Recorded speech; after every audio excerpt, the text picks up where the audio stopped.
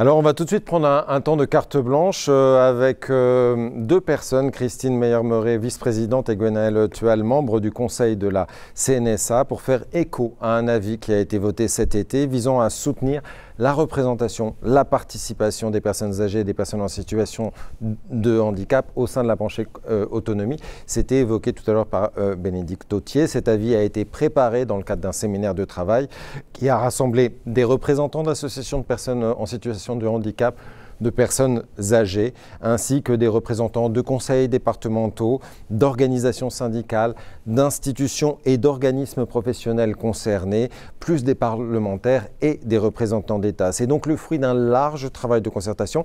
Il est à préciser qu'il s'est fait dans un temps très rapide, un temps vraiment record, puisqu'ils ont commencé à travailler au printemps et l'avis est sorti l'été, et d'autant plus important que c'est la première fois qu'une caisse nationale se positionne de la sorte sur ce type de projet et de sujet. On va écouter tout de suite Christine Meyer-Meuret et Gwenaëlle Tual nous parler de cet avis et des perspectives qu'il ouvre.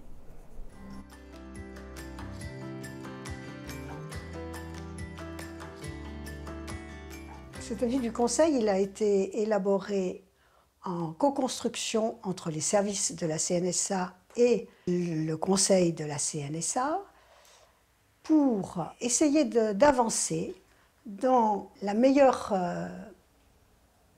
articulation, le meilleur recours aux représentants des personnes qui sont présents au Conseil et des personnes en participation directe. Il pouvait être intéressant de pouvoir s'appuyer sur les deux modes de participation. L'avis veut répondre à deux enjeux, me semble-t-il.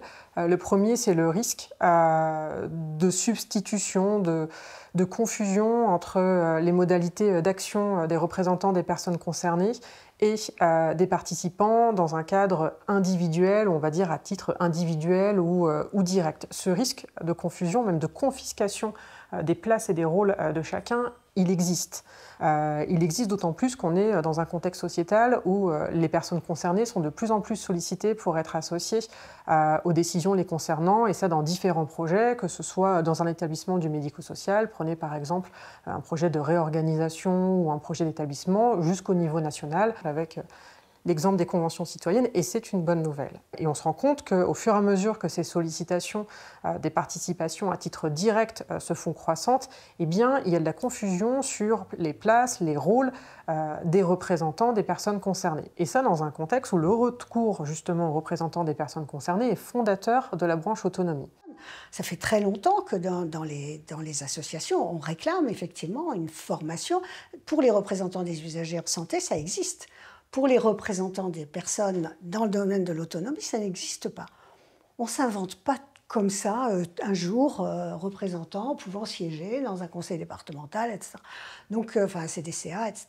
Donc, il y a effectivement, je crois, des sujets qui font que c'est là aussi où on reboucle sur cette question du risque, de la crainte de la substitution, parce que si les représentants des usagers ne sont pas bien traités dans le secteur de l'autonomie, on a du mal à en trouver. Il va manquer une fonction dans le système, c'est-à-dire celle effectivement du mandat collectif qui ne sera plus rempli, puisque ça n'est pas le rôle des participants directs, et les représentants seront encore moins motivés pour venir. Donc ça, c'est le premier enjeu. Et le deuxième, c'est qu'il y a une forme de momentum. Il y a le service public départemental de l'autonomie qui est en train de se construire et dont est envisagé le déploiement. Et là aussi, la réflexion se fait sur comment associer les personnes concernées, et ça à différentes échelles.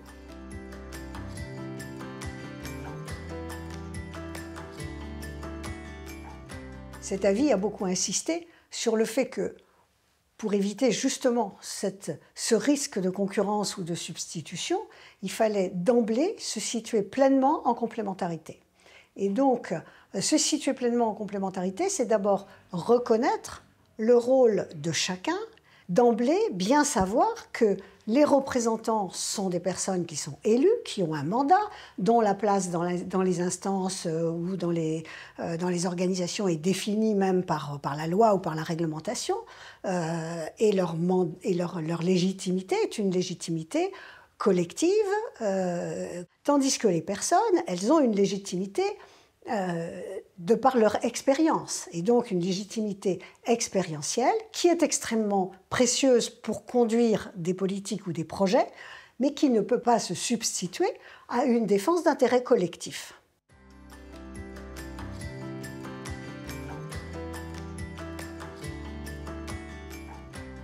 Parmi les différents outils, ça a notamment été de pouvoir rappeler les éléments de définition. Ça, c'est un point extrêmement important, et de rappeler ces éléments de définition en fait en collectif. C'est-à-dire que la façon même de le faire va avoir son incidence sur la suite du processus. Le deuxième élément a été de définir des éléments liés au comment, c'est-à-dire notamment 3 points clés méthodologiques en vue ensuite de pouvoir aboutir à un cadre qui soit opérant pour l'ensemble des acteurs de la branche autonomie. Ces 3 points clés méthodologiques, quels sont-ils?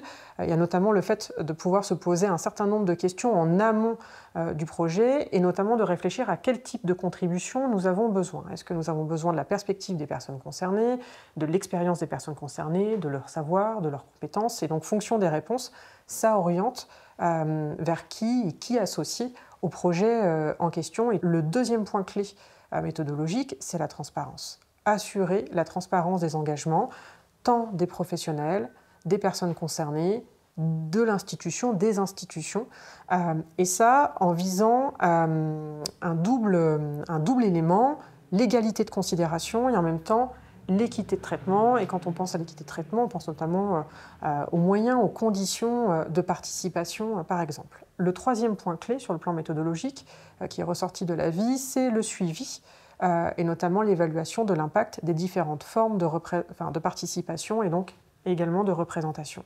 Sans ça, pas de retour d'expérience, pas de boucle de rétroaction, et donc on se prive d'une matière très riche pour pouvoir ajuster, améliorer les pratiques professionnelles, améliorer la qualité des parcours, des accompagnements, parce que n'oublions pas, ce que nous visons, c'est bien évidemment l'amélioration de la qualité de vie de l'ensemble des personnes concernées et l'augmentation du pouvoir d'agir de chacun. C'est de ça dont il est question derrière. Et enfin, dernier point, l'avis, et ça c'est quelque chose d'important, considère aussi comment outiller les professionnels qui associent les personnes concernées. Et donc le besoin d'accompagnement, de formation des professionnels eux-mêmes pour pouvoir créer, faciliter les conditions à même d'avoir des modalités de participation qui soient efficaces, pertinentes pour chacun.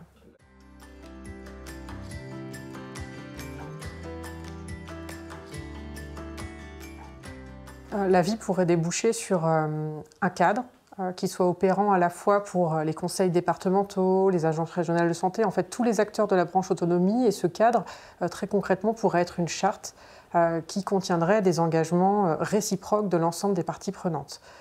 C'est important en fait, ce type d'éléments, d'une part parce que toutes les institutions et tous les services publics n'ont pas fait ce travail-là, que de pouvoir considérer justement qu'il y a besoin d'un cadre opérant avec un minimum d'homogénéité pour l'ensemble des acteurs de la branche, et qui en même temps soit très opérationnel, ou en tout cas suffisamment opérationnalisable pour que les acteurs, que ce soit dans un conseil départemental, que ce soit dans un établissement du médico-social, puissent s'en emparer et le mettre en œuvre avec les parties à associer, que ce soit des participants à titre individuel ou bien des représentants des personnes concernées.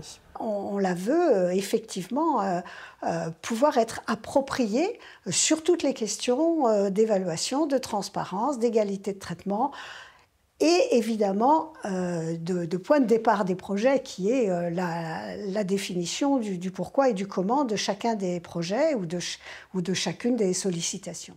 Parce qu'il faut bien voir que s'il n'y a pas un cadre qui pose un certain nombre de principes et que ce cadre est utilisé et respecté, c'est en fait la légitimité même de l'action ou du fonctionnement de l'institution qui peut être mis en cause. Si on veut effectivement, d'une part, que les conclusions d'une expérience ou d'une politique soient reconnues, voire que l'on ait une montée en généralité, que l'on ait une extension de l'expérience, qu'on ait un au-delà du propos, qu'à certains moments, effectivement, on cherche les cliquets qui vont permettre de reproduire, et là où on a de la spécificité, là où on a de la généralité.